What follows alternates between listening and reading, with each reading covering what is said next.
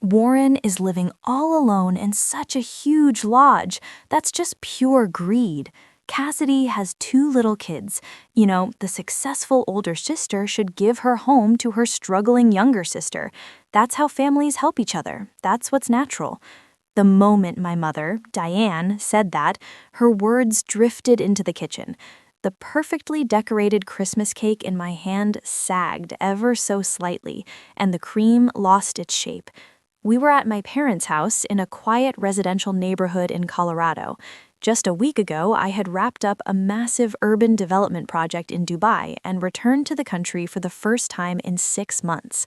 But I couldn't rest. For the past 2 days, I had sacrificed sleep and poured everything I had into preparing this Christmas party.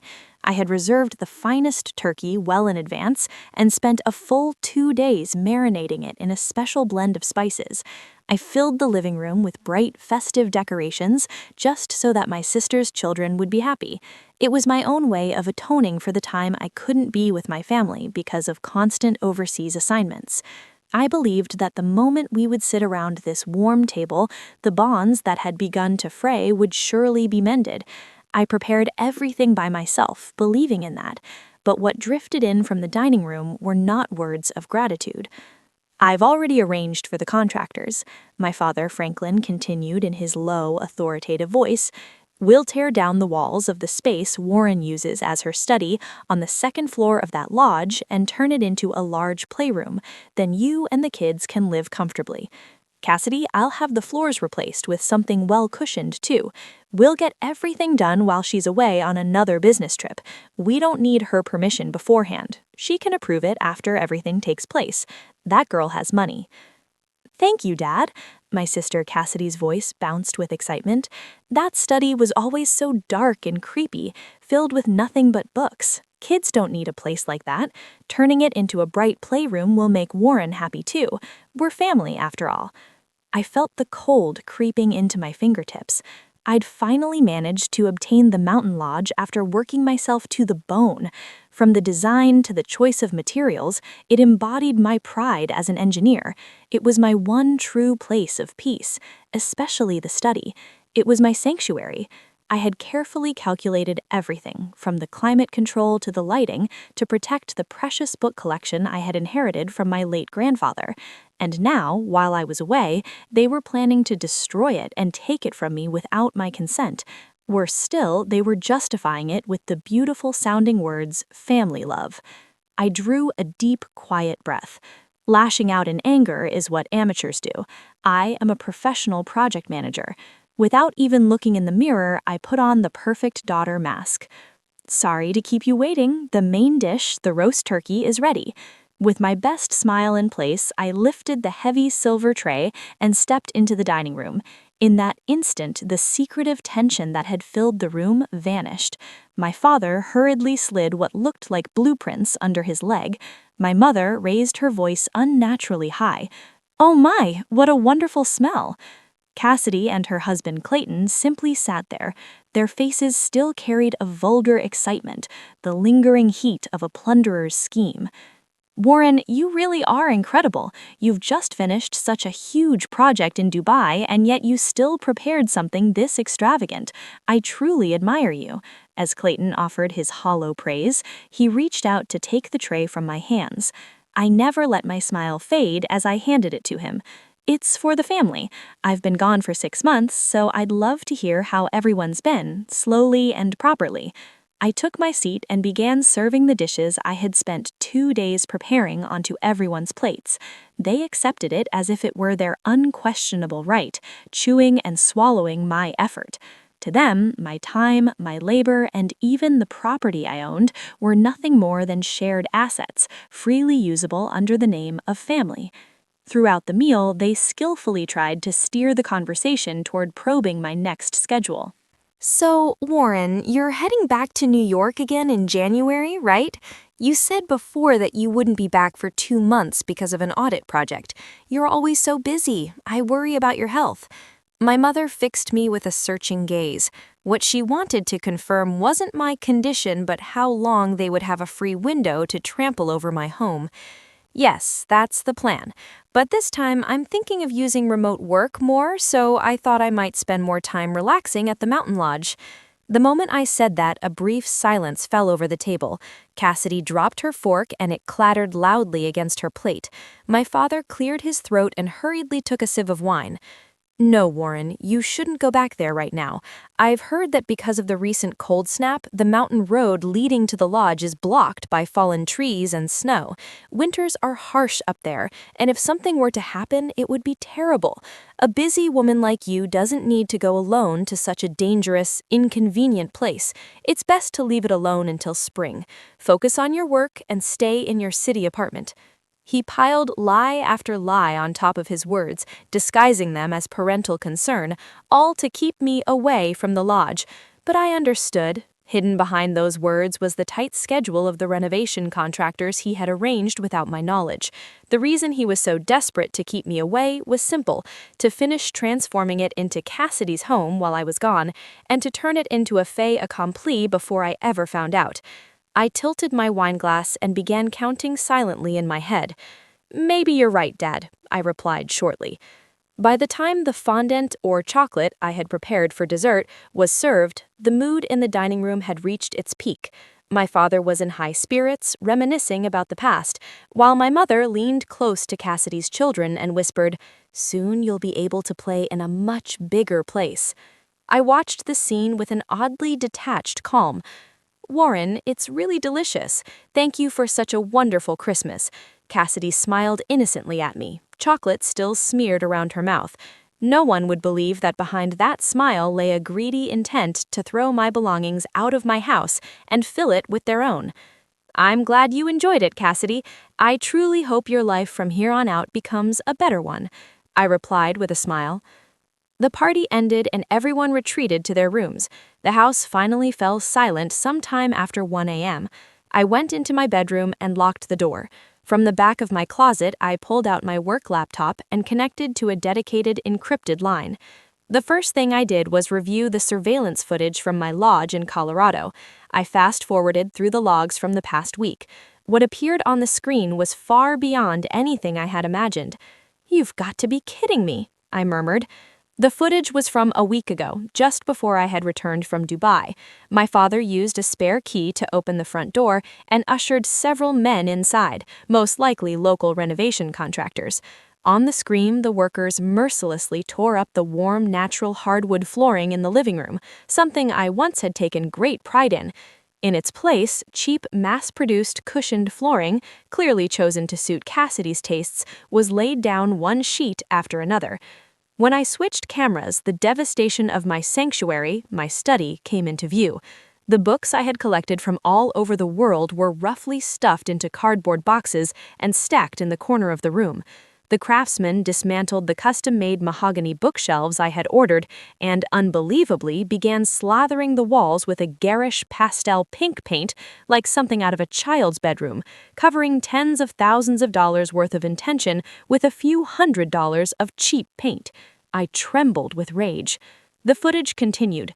In the previous day's timestamp, a large truck had already arrived, unloading unfamiliar furniture, one piece after another. Brightly colored plastic children's furniture, a cheap sofa, and right in the center of my study, parts of a large jungle gym were piled up. My father stood there watching the work with visible satisfaction.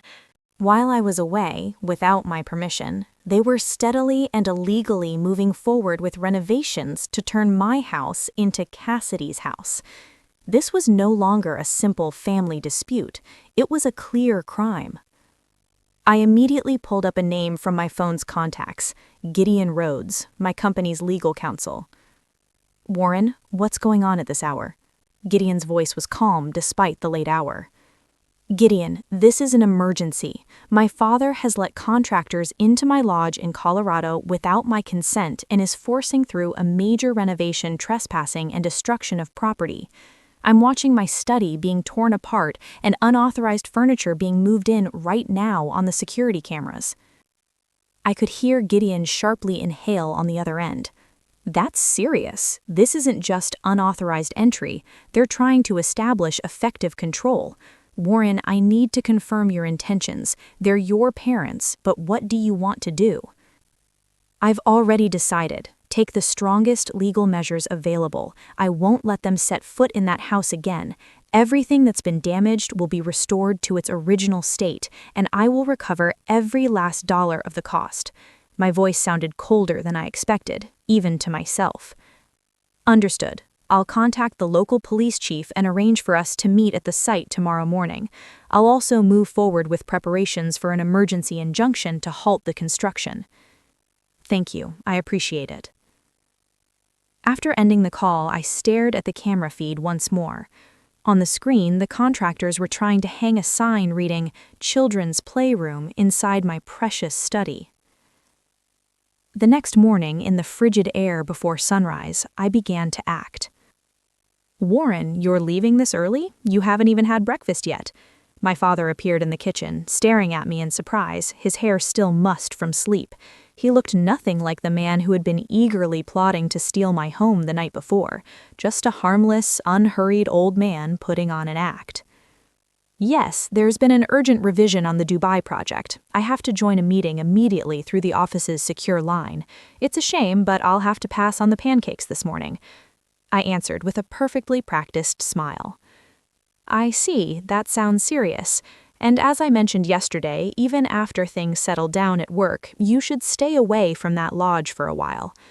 My father went on, continuing in a tone as if gently lecturing a child. Actually, we heard from a nearby resident yesterday. Apparently there's been major storm damage in that area. Fallen trees took down the power lines, and there's no timeline for repairs. No electricity, no heating, and the roads are closed.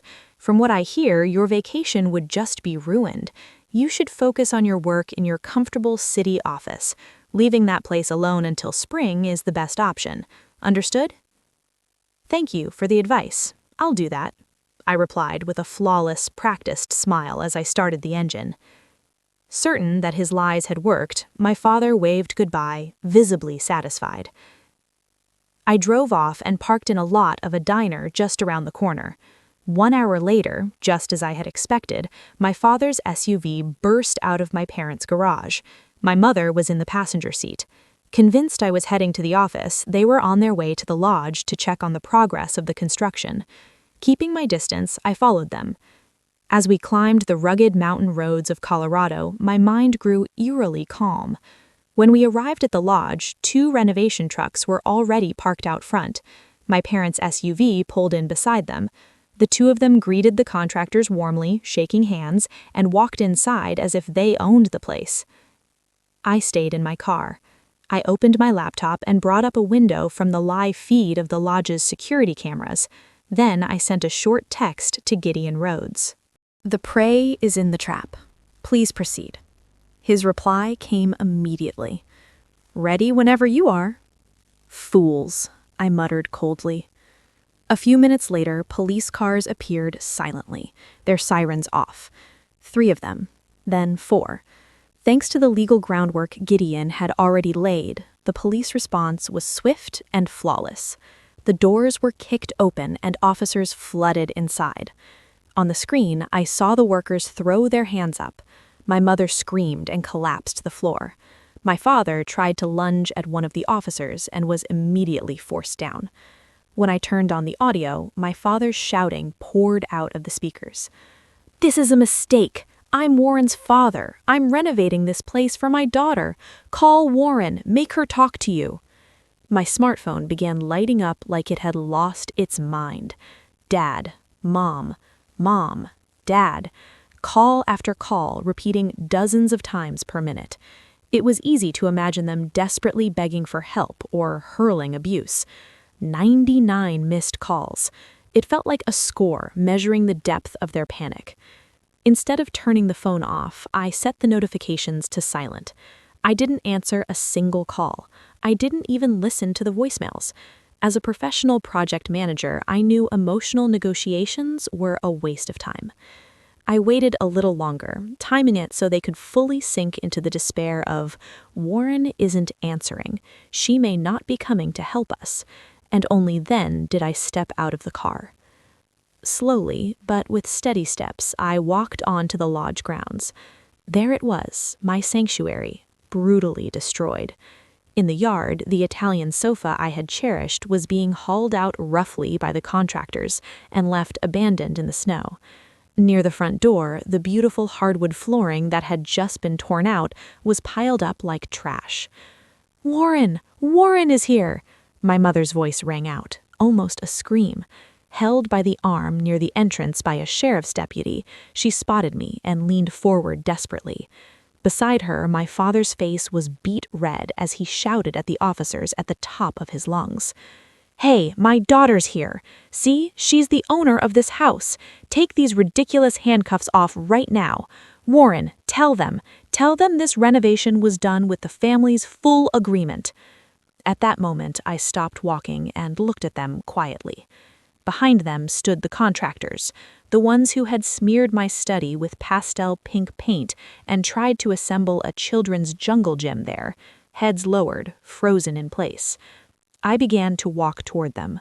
One step, then another. The sound of my boots crunching into the snow echoed strangely loud in the cold air. "Warren, do you have any idea how many times I called you? Hurry up and tell these people. The police suddenly showed up and are treating us like thieves." My mother tried to grab my arm, crying, but I stopped her. "Do you really think I came here to save you?"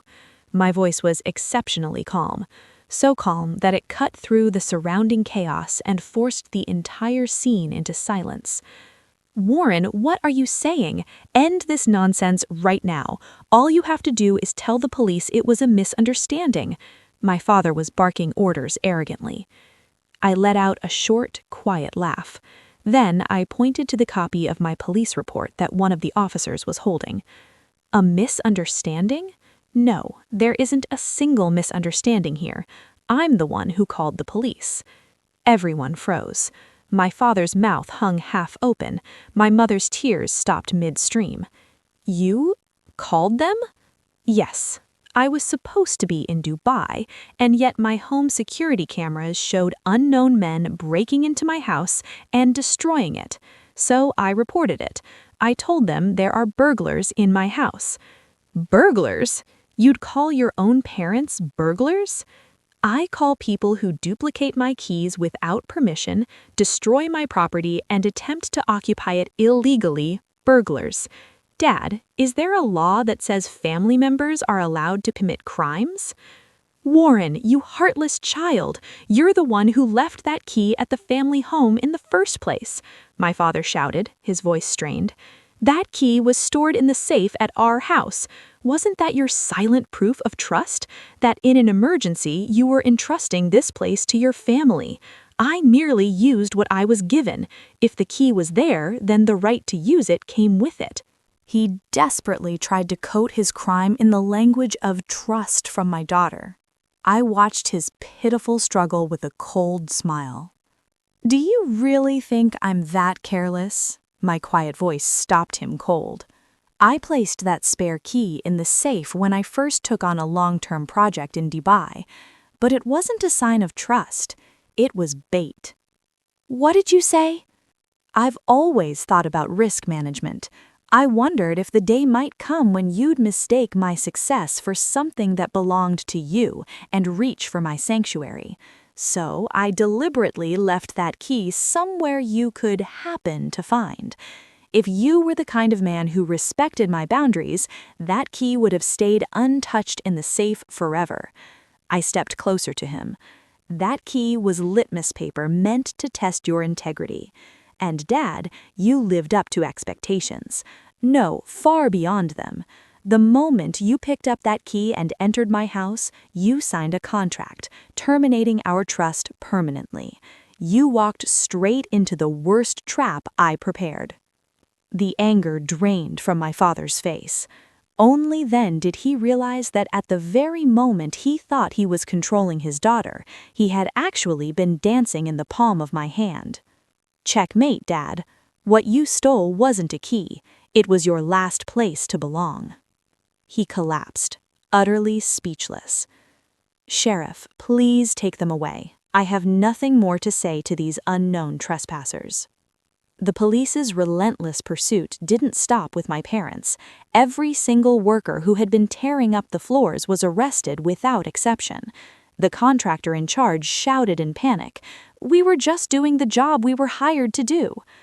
The sheriff's reply was ice cold. "It's clear you damaged someone else's property without the owner's consent. Unless you can present a legitimate contract signed by the owner, you will be treated as accomplices. All of you will come with us." As the workers yelled, "This isn't what we agreed to," at my dad, they were cuffed one by one and loaded into patrol cars. I watched it all from a distance, expressionless. My father, my mother, everyone involved in the renovation lined up and pushed into police cars. There was no sweet escape called family, no excuses like, "We didn't know." The law methodically and mercilessly removed everyone who had violated my sanctuary, exactly as I had planned. I turned my back on them and walked into my home without looking back even once. This was the real gift of the Christmas party I had spent 2 days preparing for them. Several hours later, a flashy SUV screeched into the now silent lodge at full speed. The door flew open and my sister, Cassidy, wrapped in a fur coat, ran toward me, screaming hysterically. "Warren, what the hell is going on? I got a call saying Mom and Dad were arrested." She stopped dead at the entrance, staring at the ravaged interior. "What is this? Where's my playroom, the new kitchen? Didn't they finish the renovations?" "They're finished, Cassidy. Every last bit of it." I slowly descended the porch steps and stopped in front of her. "The free house you were dreaming of, the bright future Dad promised you. All of it was shattered right here today against a wall called the law." "How can you say something like that? Mom and Dad were thinking about you." "No, they were trying to feed their own vanity by consuming my life, and you were just standing there with your mouth open waiting to catch the scraps." I paused, letting the cold seep into my words. "Cassidy, do you know what they're saying at the police station right now? We did everything for our younger daughter, Cassidy, which means the responsibility for the crimes they committed will ultimately fall on you." Cassidy's face tightened in fear. "Me? I didn't do anything. Dad acted on his own." "That's true, acted on his own. But the source of the money used for those independent actions and the screenshots of you bragging on social media to your friends about illegally taking over my house, my lawyer has secured all of that." I took another step forward. "Cassidy, the next place you'll be living won't be my lodge. It'll be a trash-filled apartment you get evicted for unpaid rent, or—" I stopped mid-sentence and leaned in to whisper in her ear, "the same cold cell as Mom and Dad." Cassidy collapsed onto the ground and began sobbing in the snow. I didn't spare her a single glance. I got into my car, the engine roaring to life. As I watched my sister's snow-covered, screaming figure shrink in the rearview mirror, I felt for the first time a deeply satisfying certainty that I had fully reclaimed control over my own life. 3 months later, the court's ruling was a complete victory for me.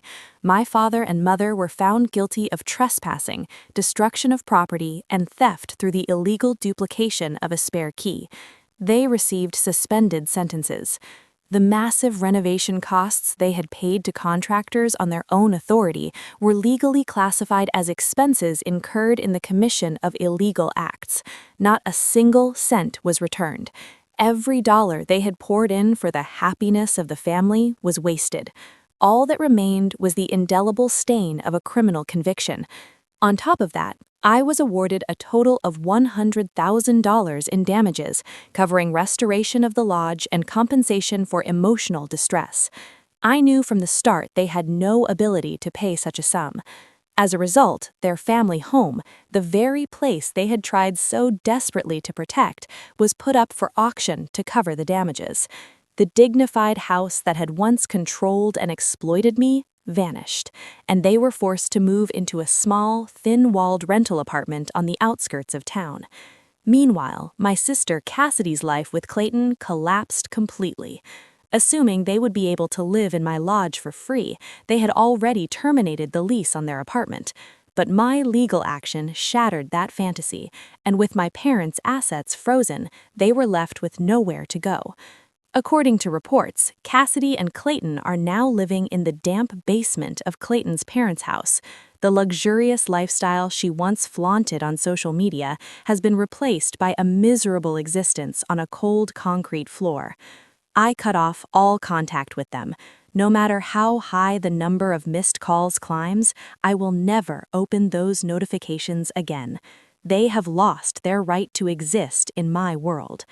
Now, sitting in the fully restored study of my lodge, I gaze out at the Colorado mountains stretching beyond the window in true peace, protected solely by my own strength, untouched by anyone else's selfish desires. I have completely reclaimed ownership of the project that is my life. And with real freedom finally in my hands, I am stepping forward into something new.